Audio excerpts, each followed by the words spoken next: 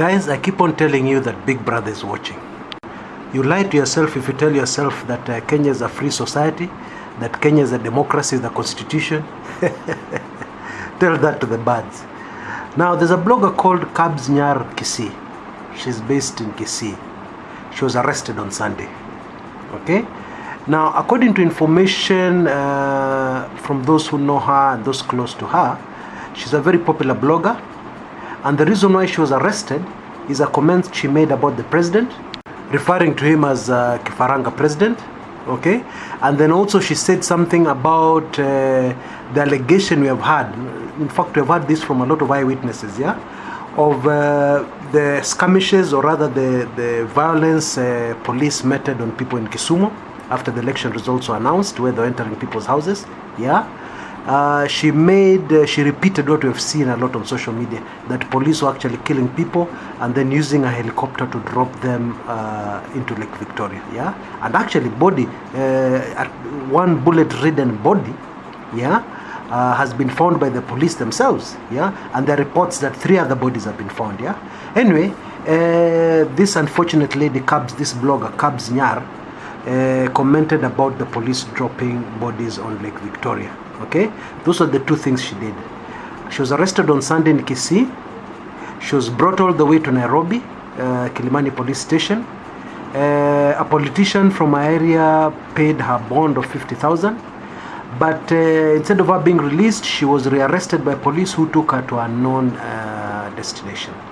Okay, that's Kenya for you folks. Now, first of all, she was arrested by the flying squad. Okay, I'm going to talk a little more about who the flying squad are shortly, yeah? But let me just finish this first. She was arrested by the flying squad, yeah? Those are the goons, you know, big guns, big whatever, yeah? They come arrest. In fact, these guys are not used to arresting, okay? I'll come to that in a minute.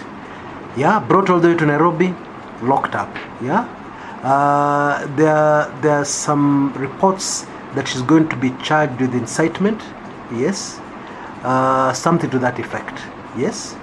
So this is what's happening on social media. We do not have free speech in Kenya, and I'm not surprised that the government is very worried about free speech, about the social media, because over the election period, all the crazy things which are happening in our country, guess who broke them?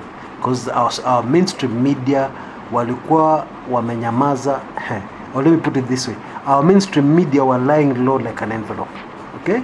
So all these big stories like the 9-year-old girl who was shot in Mathare, that was broken in social media.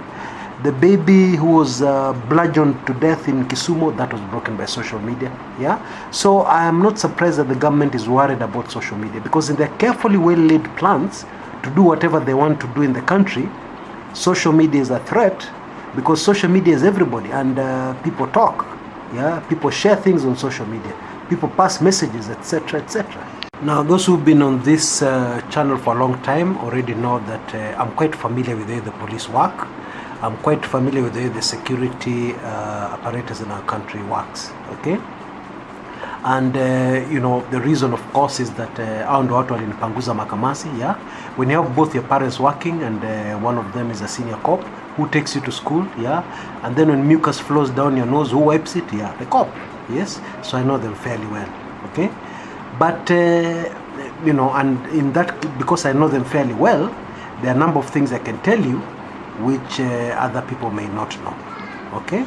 And I'm going to try in this recording, in fact, I'm going to break it, I'm even going to go into a second part, because I want us all to be aware of where we are, yes, especially Jubilee guys, who pretend all is well and they're cheering, so that they know exactly where we are. Now, those who are older Kenyans will know that in Uganda, during the dictatorship of Idi Amin Dada, we had something called the State Research Bureau. Yeah, these were goons of the president who picked up anybody who was opposed to the rule of, not opposed, sorry, who picked up anybody remotely suspected, yeah, to be an Obote sympathizer. Obote was the president who was the immediate previous president, who Amin had taken over from in a military coup.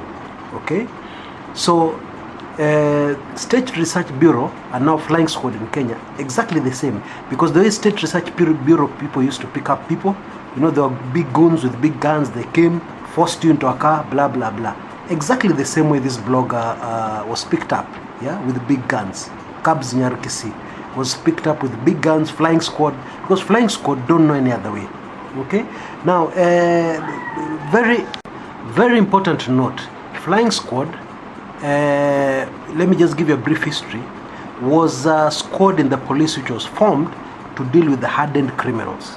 Okay, now I can tell you for a fact that their brief did not involve arrests. Okay, many people may not know that their brief did not involve arrests, because that was the time we had big armed gangsters who could carjack people, rob banks and so on. These were hardened criminals. Yes, these are not the kind of people you approach and tell them, I'm so and so, I'm a police officer, I want to arrest you. Yeah, they'll shoot the police officers. So that's why flying squad was formed, and their work was mainly to track down these guys. And you know what, the narrative in police was so predictable. You would always hear, you'd see some thugs dead somewhere, and you'd hear the police. They always said the same thing. Oh, my boys were following these people. They shot at us. We returned fire. Yeah, my boys returned fire, and this is the result. Then you see somebody there, and then you see next to him, they're pangoed so many guns that you wonder how he was carrying them. Yeah, yeah, that's how they used to operate. Okay, so the flying squad is still basically the same. They carry big guns and they deal with hardened criminals. So the big question is, how are the flying squad sent to arrest? Kwanza, this is a chick, this is a girl. Yeah, how are the flying squad sent to arrest a blogger? The same way they would arrest a terrorist suspect. Yeah, although as I've told you, these guys are not trained to arrest. Yeah, arresting, they don't know those things. Yeah, they used to big guns forcing people to do things. Okay, so we really should sympathize with this blogger. She must have gone through quite a horrifying experience. Now, when a country trashes its own constitution, and you get goons like this walking around arresting people for what they say on social media, and by the way, they're very selective, because you will never hear Jubilee people being arrested. It is always the opposition people being arrested. And as you know, on social media, abuses are flying both sides. So-called incitements are flying both sides. Yeah, but I guess you're fairly safe. Not I guess, you're very safe if you're on the Jubilee side, writing inciting comments. You're extremely safe. But if you're on the NASA side, oh boy. Anyway, my point is that now it becomes almost personal. Because what happens is that, like if you read between the lines in this Kabz Nyar case, yeah, it is alleged that some very powerful people within State House are the ones who ordered for her arrest. Okay, some actually former bloggers who now work for the state. Okay, a former blogger who now works for the state ordered her arrest. Yeah, that is the allegation. I don't know how true it is, but what I can tell you is that it's personal. Because what this blogger said is in the public domain. Yes, this thing about police dropping bodies in Lake Victoria, so many people have said that. Professor Nyang, the governor of Kisumu, has repeated that several times. It has been reported in a daily newspaper. The same thing has been reported in a daily newspaper, The Star, if I can be more specific. So what is this big deal about? It's just harassment, nothing more. That's really what it is. Now, I see I've already gone way over my time. Please catch part 2 of this. This should be interesting, because I'll tell you about my own personal experience in the hands of these goons, yeah, some years back. Okay, that should be very interesting. So you know the usual drill.